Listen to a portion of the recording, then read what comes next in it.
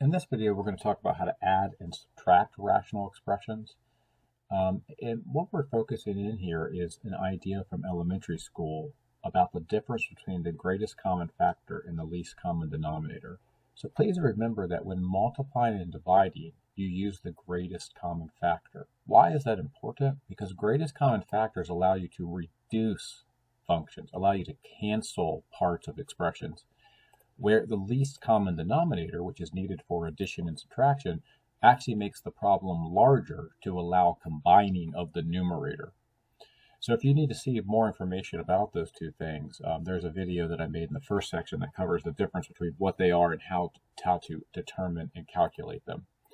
So let's take a look at our first elementary school example. And keep in mind that when I take 7/9 and add 5/3, it's really like adding 7 1/9, right, to 5 1/3. Now, why is that important? Because that's impossible because they're not the same quantity. Like speaking in algebra, this is like taking 7x and trying to add 5y to it. They're not like terms. 1/9 and 1/3 are not the same quantity. But unlike in algebra, you are able to make them the same quantity by using a least common denominator. And that least common denominator would be 9. Now, why is the least common denominator 9? To make it short and easy, the least common denominator is the smallest number that both of the denominators divide into. So both 9 and 3 divide into 9, making it the smallest number they evenly divide into. So what I need to do now is I need to turn this thing into an expression that has a denominator of 9. I do that by multiplying this by 3. Basically, what is it missing to become 9? 9 is 3 times 3, so this one's missing a 3. And then I multiply this numerator also by 3 because that is the identity property. What I'm really multiplying by, when I multiply by 3 over 3, I'm really just multiplying by 1, which does nothing to the numerical value. So now I'm going to rewrite this as 7/9, right? That doesn't change. And then plus 15/9. And you can now see that I have the same exact value for this part of the problem, but now I have the same quantity. Now I am adding 7 1/9 to 15 1/9, and that will come out to 22 1/9. Now, the way you learned it is you keep the denominators the same, so it would be 9, and then you add the numerator. 7 plus 15 is 22. However, again, what we're really doing here is taking 7 1/9. Think of that as like 7x, right? That's 7 1/9. And then we're adding 15 1/9, and that will come out to 22 1/9. That's why you keep the denominator the same, if you've ever been wondering. That was a lot of explanation, a little bit too much for an elementary school student, but for a high school student, it's important because of what we're about to do here. So you might already be able to tell from looking at that example that this example has a very similar process. We need to multiply this by x minus 3 so that when I FOIL this together, I will have the same denominator as that. Now, if you don't see why, the first step in any problem is to factor. So if I factor this one out, I see that I have x plus 3 and then x minus 3. And again, how did I factor that out? Well, the middle term is 0x. So what factors of 9 will subtract to give you 0x? 3 minus 3. And so you can kind of, like I always tell my students, put a check mark by what you have and then put a box around what you are missing on the other term. This term has the x plus 3. It's missing the x minus 3, so that's what you have to multiply by to get the least common denominator. So what you're going to do is you're going to leave the first one exactly the same, just like we did with the 7/9 here. I'm not going to touch this one because it already has everything it needs in terms of the common denominator. And you can just write it as, you can write it as a factored expression, or you can put it together. Most teachers tell you to leave it factored just in case later in the problem something cancels. So I'm going to leave it factored. And then over here, I already know, right, that this will be the same because I just designed it so that it would be the same. All right. And then what happens on the next part is I now need to either box this up or FOIL that together. We've been doing the box method quite a lot this year. But some kids, if you have a binomial times a binomial, maybe you just FOIL it out. But we'll be consistent here. So this is x squared minus 3x plus 5x, and then minus 15. So I'm now going to put that into my numerator here. which gives me x squared plus 2x minus 15. And so now what I'm going to do is, again, here I had 9s, and so I just combine the numerator. So here I'm going to have this larger, more algebraic expression of x plus 3, x minus 3, but I'm going to add together my numerator. Just like here I added 7 and 15, here I'm going to add all of my like terms. So the x squared does not have a like term, so we just write it down. But my next like term would be this x and this 2x, and so that would give us 3x. And then my next like term in order from the polynomial order we learned in the polynomials chapter, we're now going to look at the constants, and they would combine -4 and -15, make -19. And so you actually are done with this problem because this doesn't factor. If this factors, you have to factor it and see if it cancels. Okay, so that is the answer, except we always have to include domain restrictions. The domain restrictions would be that the bottom can never equal, right? X could never equal -3 or 3. So if this ever happens, you can just write plus or minus 3. And again, to remind you how to find domain restrictions, you set the denominator not equal to 0, and you solve. It can, since they're all the same, you can just pick one. They're all going to give you the same domain restrictions, including the answer. So if you do that, this one would give you -3, and this one would give you 3. Now that being said, if you were to look at a multiple choice assessment at SOL and SAT, any of those things, they would probably foil that together. So the reason that's important is because I don't like it when students do the problem 100% correct and they can't answer a multiple choice question because they don't see their answer. So they're likely to box this up or foil this, but you already know what it is because it's up here. So that would be x squared minus 9, and then we would include the domain restrictions. So for practice, when you take our summative assessments, you know, some of them I might go ahead and, sorry, I forgot to put the doesn't equal there, doesn't equal. I'll probably go ahead and do that on some of the multiple choice questions later on our summative assessments. Okay, so that's the idea of what happens if the least common denominator is present in the problem, which in this case it was. So what happens if the least common denominator, and by the way, sometimes they just ask on a multiple choice test, what is the least common denominator? And so just to remember that the least common denominator for this problem would be these two things. It would be x plus 3, x minus 3, otherwise known as x squared minus 9. Sometimes on some multiple choice tests, that's all they ask for, actually. Okay, so what happens if the least common denominator is not present in the problem like this? Like, what number do 15 and 12 both divide evenly into? That's a pretty complicated thing to try to figure out.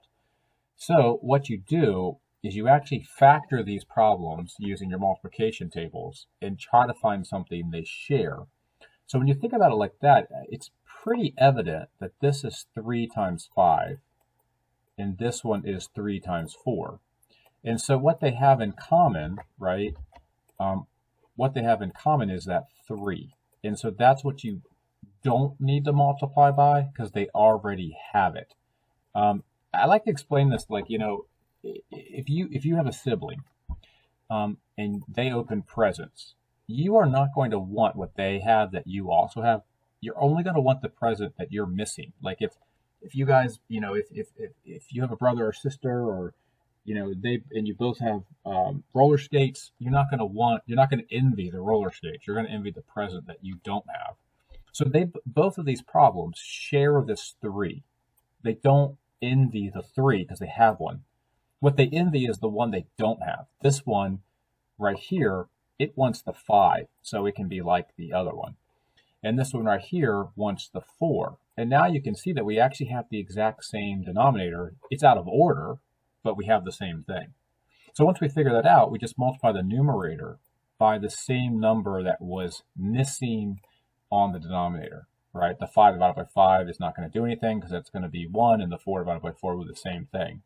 So then we rewrite it, right? So we rewrite this, and 3 times 5 is 15. 15 times 4 is 60. And you can see also here that 3 times 4 is 12. 12 times 5 is also 60, so we have a common denominator. We're going to be subtracting in this case. This would be 8, and this would be 25. And again, if you were to reduce these two fractions, you would go back to the original problem. So have a common denominator of 60, and 8 minus 25 is negative 17. Now, keep in mind that that negative is on the numerator. It was originally in the middle. The best way to do that is to put it right in line with the division sign. That's where it will often be on a multiple choice test. So using that same idea of looking at the multiplication tables, we're going to do the same thing over here, but we're going to factor. And this is why factoring is just so important in Algebra 2 and beyond. So same thing we've been doing. Take factors of 15, move this way, and subtract them until you get 2. Well, those factors would be 3 times 5. So we're going to write them like this, 3 times 5. And then we're going to attach the negative sign to make this positive. So we want to attach the positive here, the negative sign to the 3, because negative 3 and 5 make positive 2, but they multiply to 15, and those are our factors. Here's the good news about understanding how this works in this chapter. One of these factors has got to be an answer over here, and that's helpful to students, especially when the factorization can be, more challenging. So in this case, we're moving this way. We're taking factors of 12 that are going to subtract to give us 1. That's a common factorization. That is 3 and 4, right? So you can already see the 3 appearing again. So we're going to put our 3 here and our 4, and we're going to attach the positive sign to the 4 so that we get a positive 1 here and the negative sign here. And then as promised, you can see that they both share this. So they both share the common factor of x minus 3, right? They share that common factor. So again, this problem here wants what it's missing. It's missing the x plus 4. They want what they don't have. Just like, it's almost like human nature. So whatever I put on the bottom, I put on the top. Okay. And then here, this one is missing the x plus 5. So I put that on the bottom. And then I put it on the top. And just like in elementary school, dividing an expression by itself gives you 1, so it doesn't actually change the problem. So now I have on the bottom here, I have these 3 expressions. You do not repeat, do not have to FOIL this together. And even on a test that I make, I mean, if it's a binomial, sure, but having to multiply 3 binomials and get some kind of, complicated expression, there's no way I'm going to make you do that. So just keep these factored out. Okay, so just keep those factored out. Maybe just make a list of them. Maybe put them in order. I did not put them in order. I will at the end. Actually, this one's in order and this one's a little maybe out of order, but you can just see that they're the same. That's what matters. And then up here, you need to multiply these together. And maybe this is the time to move beyond the box, especially for binomials or beyond foiling. I'm going to show you a quicker way to do this. What you do is you multiply these two. Right, and this is what the box does, which is x squared. And then you multiply these two, which is 8. And then you simply add 2x and 4x, which is 6x, right? I mean, that's what the box does. Now, if that makes you feel uncomfortable, then box that up. Okay, but over here, we would have x squared. Here we would have negative 20. And then we would, in this case, take negative 4x and add 5x, which would be plus x. So now that we've done the box for many, many chapters, I'm kind of just doing the box now in my head. Again, I'm just adding those 2 terms together, and then I'm multiplying the first and the last term. Now, what's extremely important with subtraction, it doesn't really matter in elementary school because there's only one number, but in high school, you have got to distribute the negative to all terms. And we started talking about that back in the first unit. And one of the hints that I gave you back in Unit 1 is when you distribute a negative is to rewrite it, so negative x squared minus x plus 20, and then basically scratch out the rest of the problem. Now, why is that important? Because you might accidentally subtract part of it, not all of it. So again, we started with subtract this expression. If I distribute that and then rewrite it, I'm going to want to get rid of this so that I don't get confused.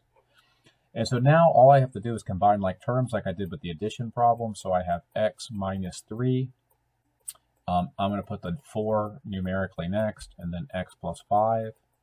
Okay, and then I'm going to combine my like terms one at a time. X squared minus x squared would be no x squared. So if I take this and add this to it, it would cancel.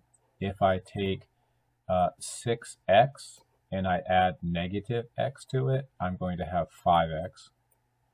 And then if I take 8 and I add 20 to it, I would have 28.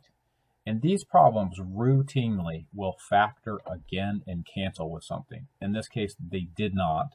But routinely, imagine if this was a 25, right? I would have to factor that 5 out, and it would cancel with something in the bottom. So just be aware of that happening sometimes. And this is, in fact, your answer, other than stating your domain restrictions. And again, the way you would do that is you would set all of these not equal to 0, and you would find that you would have -5 can't be in the answer ever, or -4 and 3. And many of you, I remember when I learned this, I was like, what are those domain restrictions? We're going to be talking about domain restrictions when we do graphing. They also matter when we solve, but they're going to become clearer what they are when we graph. So just keep that in mind. The explanation of what these are, they actually have specific names that will come when we do graphing. So in our third example, we're going to take a look at a more complicated problem that has addition and subtraction, but it's also more complicated because things can reduce more than they did in the first two examples. I kind of hinted at it in the previous examples, but now we're going to look at a problem that actually does reduce after we find the least common denominator and simplify it. So looking at this elementary school problem here, 49 is 7 times 7. So both of these are missing the extra 7. And yeah, you can actually use the same thing twice. That won't happen in high school, most likely with expressions, but it happens sometimes in elementary school. And so we're going to rewrite this. This won't change. This will be 14 over 49. However, this one right here is now going to change to 21 over 49. And this one right here will change to negative, because it's a minus, negative 14 over 49. And in fact, you can immediately see, because they're integers, that these will cancel out, right?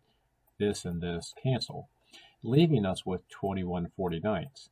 So not only did something reduce while I was working with the common denominators and then the numerators, but this also reduces. Remember, the way that we would reduce this is we would ask ourselves, is there a common multiplication fact in the top and the bottom? And right, as you can see, the top would be 3 times 7, and we already knew that the bottom was 7 times 7. So this problem not only adds together, but it also reduces at the end to 3/7. And there's no way to know that at the beginning. I mean, I guess you could have reduced 14/49 and then had a bunch of 7s and then have to reduce it. But the best way to do it is to go through the problem and reduce it one step at a time. And so that also can happen when you do algebra. So over here, we have this one that we've seen a couple of times where we're trying to factor this way. The middle term is 0x, so we want to use 7 times 7 so that the problem will factor in the two equivalent factors, 1 plus and 1 minus, to produce the middle term of 0. So they're both going to be 7. They're not identical twin factors, though, because one has to be positive and one has to be negative in order to get 0 in the middle. And as you can see, that's actually what we have over here. This is a common occurrence as the problems get more complicated, that you simply multiply these two to get that. And what that's saying is that this one is missing the x plus 7 from the common denominator over here, right? X plus 7. I need to put it on the numerator. Don't forget, whatever you do to the denominator, you have to do the numerator. And then this one's missing the x minus 7, right? And so I'm going to put that here and that there. Again, the reason you do it on the top and the bottom is they actually would produce a product of 1, and 1 does not change the answer of a problem. So now we have three expressions that have the same denominator, right? So the first one, the second one, and the original one all have a common denominator of x plus 7, x minus 7. And yeah, it's a little frustrating to have to write it out 3 times, but I found that the students who do take the time to actually write it out and don't try to make shortcuts, they're the ones that don't get lost in the problem or get confused about what they're doing. So even though it takes, 20 seconds or whatever, it's 20 seconds of well-invested understanding. So then here I just have to distribute. Sometimes you'll have to FOIL or box, but here we just have to distribute. So we get x squared plus 7x. Don't forget to distribute the x to both terms. Here I have x squared minus 7x. Notice I'm leaving the negative alone. We'll deal with that in a separate step. It's very important that you leave it alone. Otherwise, you'll get confused and you might distribute the negative twice. So just make it x squared minus 7x, and we'll deal with the negative in the next step. And the 98 didn't change because it had the LCD. So don't forget, the LCD is sometimes asked, and you can see it very clearly here. The LCD is all throughout all of this. It would be x plus 7, x minus 7. But the question is, what would the LCD be over here? Well, we reduced it to this. The LCD was originally 49. Just keep that in mind, that the LCD is what you have originally. That's going to be important in this problem because something is going to reduce. So my next step is to distribute. Right, I distribute this, and like I mentioned in the previous example, you're going to write right above it, this is negative x squared plus 7x, and then you are going to scratch out the original problem as a good habit so you don't accidentally look at it and think you combine something and recombine it and just make a mistake because you're confused. So scratch it out so you don't look at it anymore. So my common denominator is x plus 7 and x minus 7. And then my numerator would be to add together my x squared here, my x squared here, and then my minus x squared, which cancels, just like over here we cancel out the 14s. Then I move to my next like term. My next like term would be the 7x and the 7x. You might say, well, how did I get the same thing twice? Well, remember, I distributed the negative, so it became positive, so I now have 14x. And then there's only one constant, this 98, so I'll put that here. And then, of course, we need to talk about domain restrictions, and the domain restrictions are found by setting both of these not equal to 0. I like to call them anti-solutions or anti-roots. And so if I set both those not equal to 0, I would get my domain restrictions would be that x could not equal the first one negative 7, the second one positive 7, so we can just say plus or minus 7. So, the problem is I'm not done with this problem. Just like here, when I got 21/49, this problem has a GCF, and the GCF is actually 14. So if I take out the 14 from here and from here, just like we did way back in Unit 1, if I take that 14 out, I'm going to be left with an expression of x plus 7. Again, you're dividing 14x by 14, you get 1. You divide 98 by 14, you get 7. But my denominator is x plus 7 and then x minus 7. Again, I still have these domain restrictions. They don't cancel out. They don't go anywhere. They're always part of the answer. So what do? Well, we have to cancel out, right? We have to cancel out this term. We've been learning for a while that whatever you have, if you have something that's the same on the numerator and denominator, that it reduces by canceling. And that's exactly what we started with when we started rational expressions. You know, we started by factoring and canceling a like term. So the answer turns out to be 14 over x minus 7. The domain restrictions do not reduce. And again, we're going to talk more about what these domain restrictions are when we do graphing. The domain restrictions that cancel like this, they still exist, but they have a different name than the ones that stay. Let me say that again. The domain restrictions are plus and minus 7, but when we do graphing, we'll learn that the negative 7 domain restriction has a different name than the positive 7 domain restriction, and that only makes sense with graphs. So I'm just kind of giving you a prelude to that happening later in the chapter. So in these examples, we're going to keep doing division and reducing of rational functions, but now we're going to be needing to use the order of operations. So please remember that the first thing you have to look at is a grouping symbol. And one of the things that you'll notice, okay, is that these don't appear to have grouping symbols. There actually are grouping symbols on the numerator and the denominator of rational functions. That being said, the first example doesn't have any. So if I have to choose between division and subtraction, I need to do this division in its entirety before I worry about the subtraction. And so this problem will be another one of those keep, change, flip problems. So what we're going to do here is we're going to take the top and we're going to keep it 2 over x plus 3. Then we're going to change the division right here. That division symbol, we're going to change it to multiplication. And we're going to reciprocate or flip the denominator. Very important little algorithm to help you get through rational functions. Nothing cancels here. One mistake that students will make is they'll be like, oh, this cancels. It does not. They have to be identical.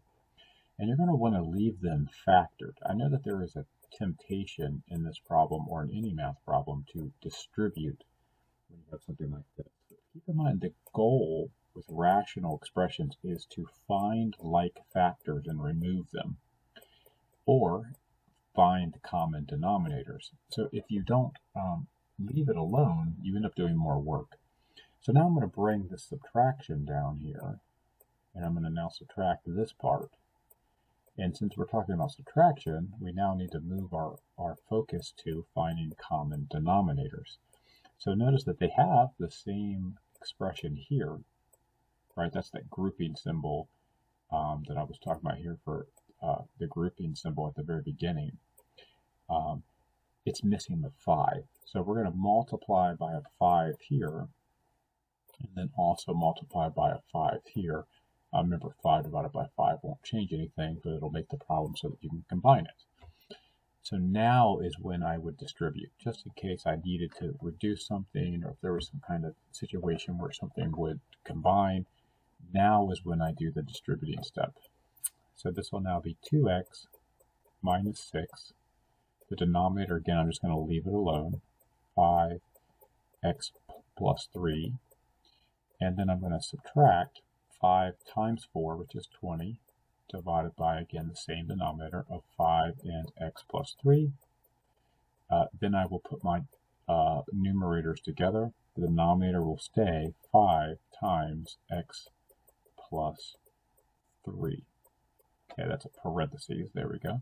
So we have 2x, and minus 6 and minus 20 make negative 26, and then you will stop. Now, it does help to factor out the top, just in case there is something in there that will cancel in the bottom. It doesn't happen in this problem, right? I mean, if you take the 2 out, you're going to get 2 and x minus 13. That doesn't do anything for us. So we're just going to leave it. And just so we understand, like on an SOL or an SAT, they would take this one step further and write this as 5x plus 3. Sorry, plus 15. They would distribute this 5 here in their final answer. And don't forget about your domain restrictions, okay? So to do domain restrictions, you look at any step in the problem that has a denominator and you set them equal to 0. So both of these would provide a domain restriction of x cannot equal negative 3, right? Because if I set these not equal to 0, I would get negative 3. Let's just keep going back up to the top. Oh, I also have this minus 3 here. I know it's on the numerator here, but it originally was on a denominator. So that would also provide us a domain restriction of positive 3. So the overall domain restrictions, if I look at all steps, are this is the answer, but x could never equal plus or minus 3. Okay, so what if I look at number 5? Number 5, again, is when I was talking about there being a hidden grouping symbol. And I had written a P there originally because it's actually a parentheses that is missing. And they'll never write it down. It will always look like this. But there is a hidden parentheses or grouping symbol on the top and the bottom of a rational expression. Why is it important? Because you actually need to do the numerator and the denominator as 2 separate problems. Because I have to complete the entire grouping symbol before I deal with the operation in the middle, which is division. So there is division here, but I can't deal with the division until I've dealt with everything in here. So inside of this grouping symbol is a subtraction sign, which means I need to find a common denominator. It's a very easy one. This one would need a y. So this one needs a y, and same thing here. And this one would need an x, okay?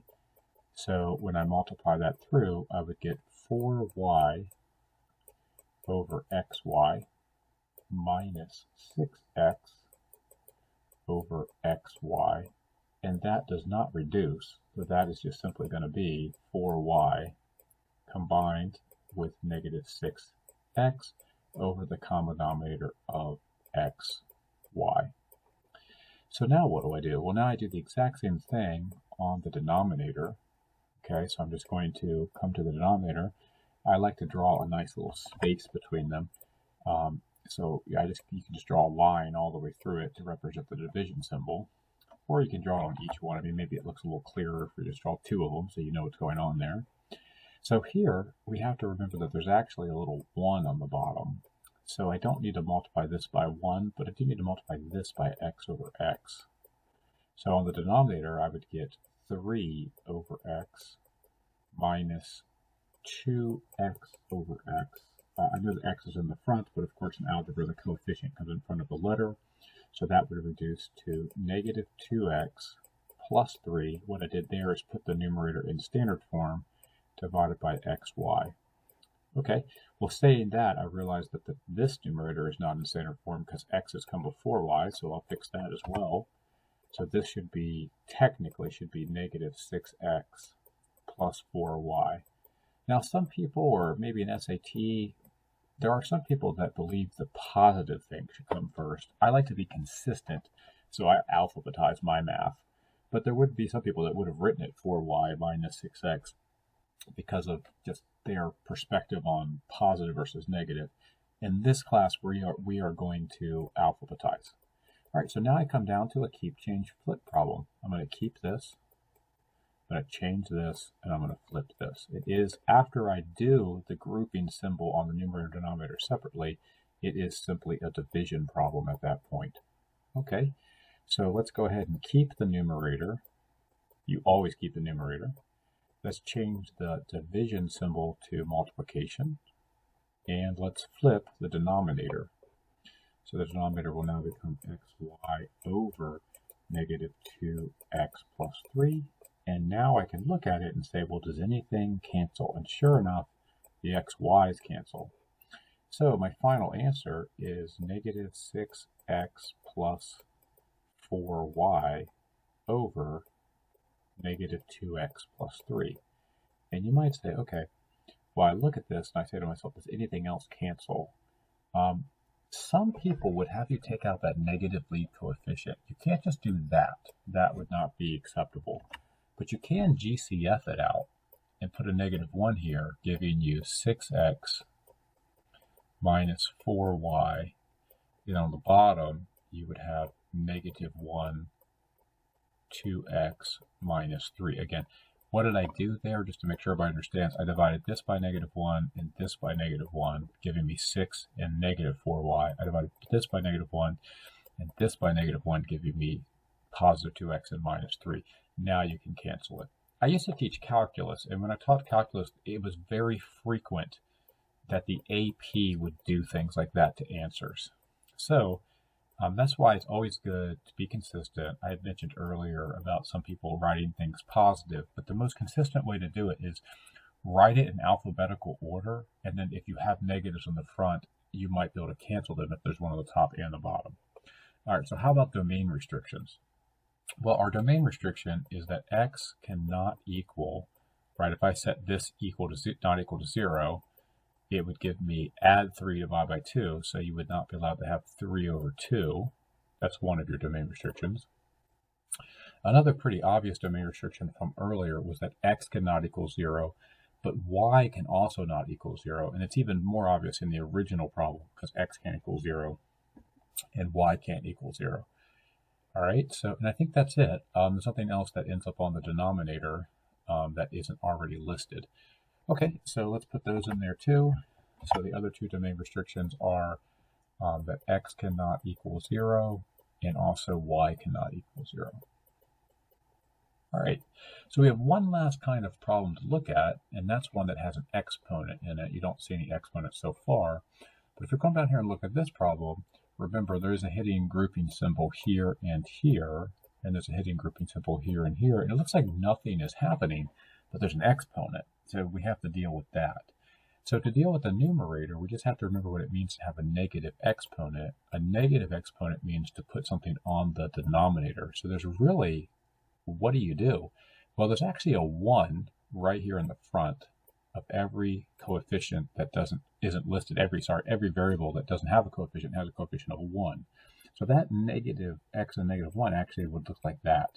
That's an important thing moving forward in math. I had mentioned that I used to teach calculus. they frequently will write x to the -1, and you have to change it to 1 over x. Super important for students who have ambitions to take calculus. The y won't do anything, so we just have a y, and now we're going to find a common denominator.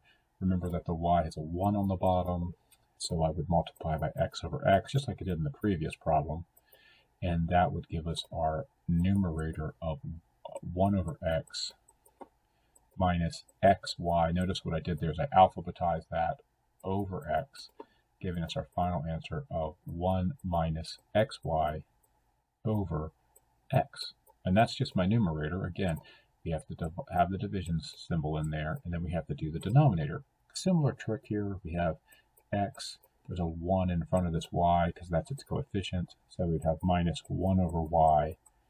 And then this x here has a 1 on the bottom. So we would multiply by y over, oops, wrong color. So we'd multiply by y over y, okay, giving us over here, again, alphabetize, so x over y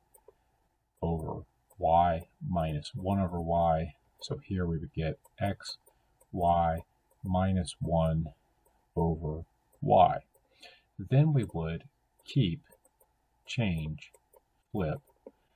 So what we would get here is this would stay the same. So 1 minus xy over y. Sorry, over x. I almost wrote that down wrong. So 1 minus xy over x. And then we would change the division to multiplication. Then we would flip it to y over xy minus 1. And then you might look at it and say, well, these things sure do look like they're similar. And they are. They're only off by a -1. This happens all the time in rational functions. Like, for instance, if you had x minus 5 divided by 5 minus x, these are the same expression, except this has a -1 in it. If I GCF a -1 out of this, right, if I divide by -1 and alphabetize, it would become -1. This would become positive x, and this would become -5, and then it would cancel, leaving you with -1. So that's actually what's happening right here as well. If you have to, I mean, if that was too much to see in the first one, I would just recommend alphabetizing this. If you alphabetize this, you get -xy plus 1. And if you take out the GCF of -1, right, if you take a -1 out, you're now going to have xy minus 1 with a GCF of -1 on the front. Now I'm just going to write everything down again so it's a little clearer. So I have the x there, we have our multiplication, we have our y over xy minus 1, and you can see that that cancels out. So the key, maybe this, if I were to talk about like, how do you know those things happen? Alphabetize. Same thing happened here. How do I know to take this out? Alphabetize as you go, and then look for sneaky negatives. Okay? If you have a negative coefficient, you've got to take that out. We've talked about that before, that negative coefficients are the smallest thing you have to remove. So this comes out to a -y over x with several domain restrictions. Okay, so one domain restriction is that, let's go back and look at the beginning. X can't equal 0. Y can't equal 0, so x can't equal 0, y can't equal 0, and then we have our more complicated one, which is how do I deal with the domain restriction of 1 minus xy or xy minus 1. It actually gives you the same domain restriction, so we'll start with this one because that's the one that's actually on the bottom here. So what you do is you just set that equal to 0, xy minus 1 can't equal 0. And then solve for either letter, you'll get the same answer, so it doesn't really matter. Most students are used to solving for y, so we'll solve for y. So we add 1 to the other side, right? Add 1 to both sides. And then you would divide by x. And I'll explain what that means. So y can never be equal to 1 over x. Now, what is that domain restriction? Because it's not just an integer. What that means is, I want you to think about this.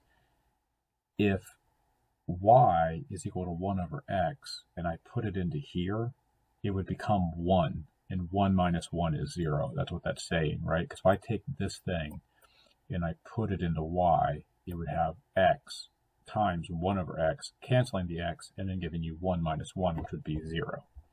So more of a complicated domain restriction there, maybe more of an SAT question or more advanced question, but it's good to have exposure to those kind of things before you take something like calculus.